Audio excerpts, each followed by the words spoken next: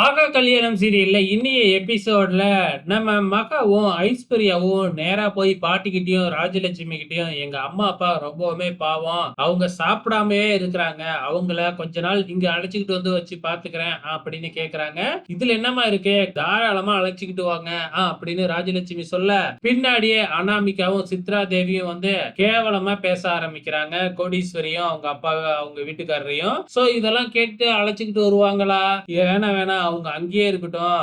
இங்க வந்தா இவங்க பேசியே அவங்களோட மனச ரொம்ப காயப்படுத்திடுவாங்க. அதுக்கு அவங்க அங்கேயே இருக்கிறதே நல்லது அப்படின்னு சொல்லிடுறாங்க. இங்க அனாமிகாவும், சித்ரா தேவியும் பயங்கர சந்தோஷத்துல இருக்கிறாங்க. நம்ம போட்ட போர்டுல பாரு என்ன ஆயிடுச்சு அப்படின்னு சொல்லிட்டு.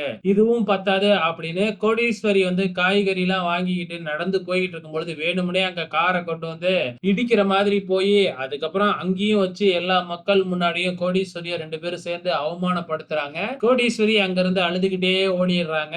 இதுக்கப்புறம் தான் ஒரு அதிரடியான சம்பவம் நடக்குது. சோ இங்க வீட்டுக்கு வந்து பாத்தீங்கன்னா போலீஸ்லாம் வராங்க. பெரிய பெரிய ஆபீசர்ஸ்லாம் வராங்க.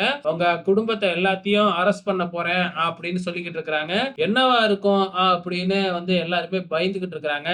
கொஞ்ச நேரத்துல பின்னாடியே நம்ம கோடீஸ்வரியும், கோடீஸ்வரியோட வீட்டுக்காரரும் இறங்கி வராங்க. சோ அவங்க என்ன சொல்றாங்க அப்படின்னு பாத்தீங்கன்னா, வயசான அப்பா அம்மாவ நீங்க தனியா விட்டுட்டு இங்க வந்து 3 பேர் இருக்கீங்களா? உங்க 3 பேரும் நீங்க 3 பேரும் இந்த வீட்ல தானே மருமகளா வந்திருக்கீங்க.